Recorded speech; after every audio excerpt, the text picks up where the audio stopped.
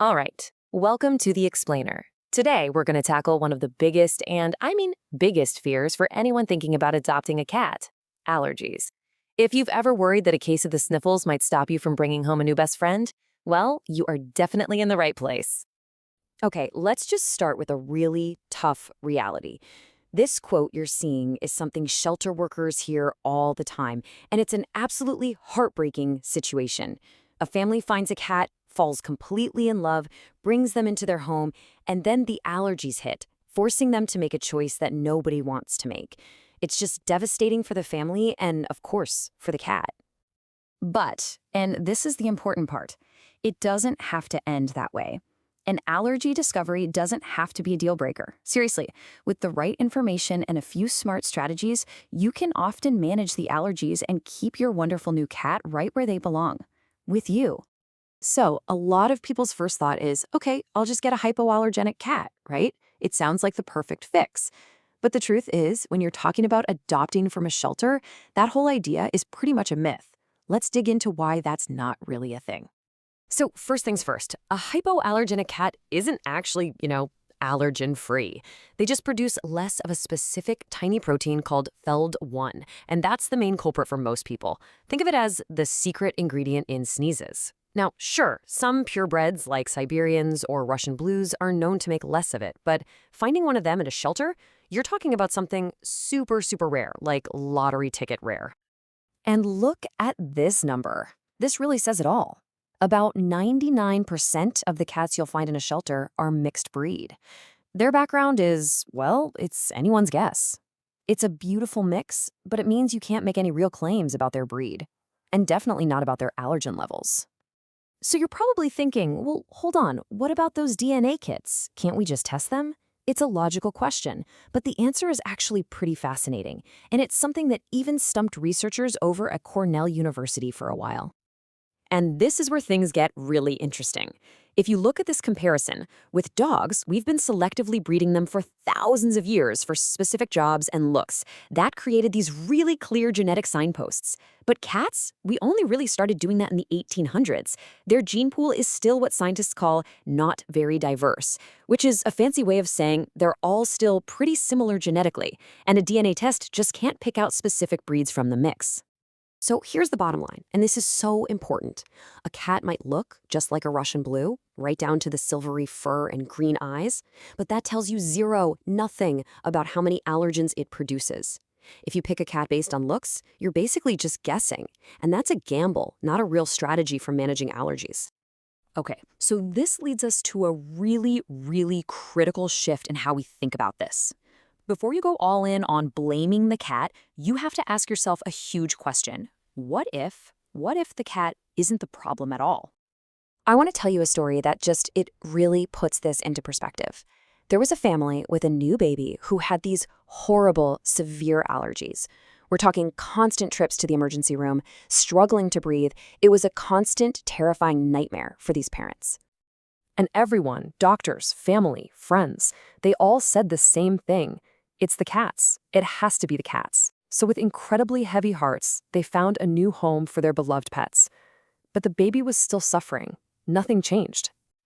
It wasn't until years later, when they were renovating, that they tore up the old carpet, and that's when they found the real culprit. Underneath, it was a mess of mold, dust mites, and old chemicals. The cats had been innocent the whole time, and that family had to live with the fact that they gave up their pets for no reason. That story is it's a huge lesson, right? Our homes are filled with all kinds of potential triggers: dust mites, mold, pollen, even the laundry detergent you use. The cat is often just the most obvious suspect, but that doesn't mean they're the guilty one.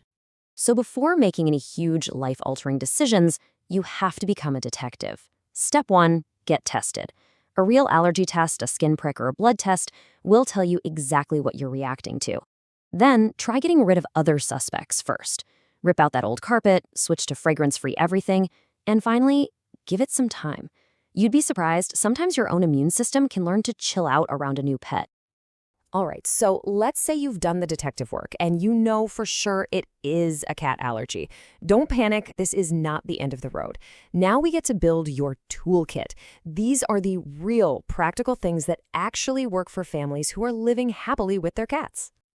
Okay, these next three things, they are the absolute non-negotiable foundation. Number one, get good HEPA air filters and run them constantly. Number two, the bedroom is a sanctuary. It has to be 100% cat-free. This gives your body a solid 8 hours every night to reset without any allergens around. And number three, the allergic person needs to avoid direct contact. I know it's hard, but no petting or holding the cat. Let someone else in the house be the primary cuddler. All right, let's talk about medical help. You've got your daily antihistamines, right? Super easy, low commitment, and they can really take the edge off.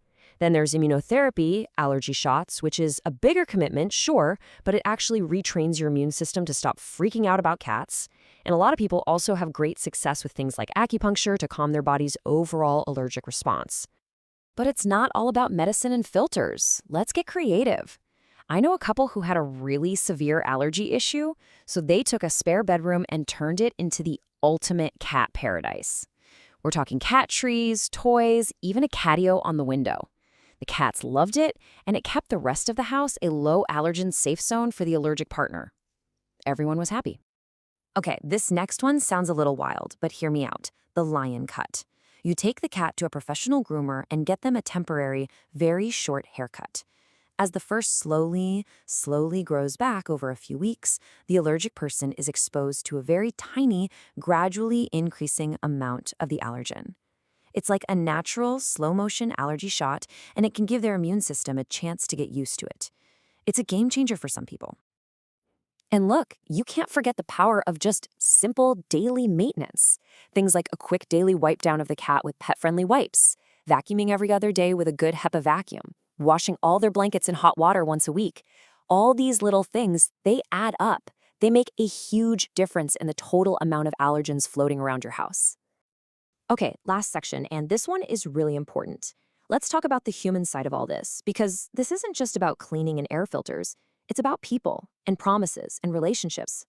You know, how a partner reacts when this allergy thing comes up, it can tell you a lot about your relationship. Are they giving you an ultimatum? It's me or the cat?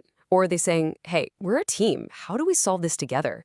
That second one, that's a partnership. That's someone who's willing to work with you on life's challenges.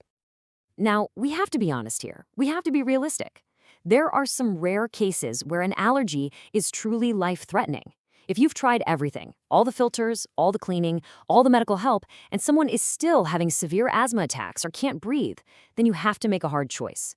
In those extremely rare situations, rehoming isn't a failure. It's the only responsible and safe thing to do. And that really brings us to our final thought, the big question. Bringing a pet into your life is a promise to them, a promise that you'll be their family through thick and thin. So the real question is, are you ready to explore every single option to keep that promise? Because for them, it's a promise worth everything.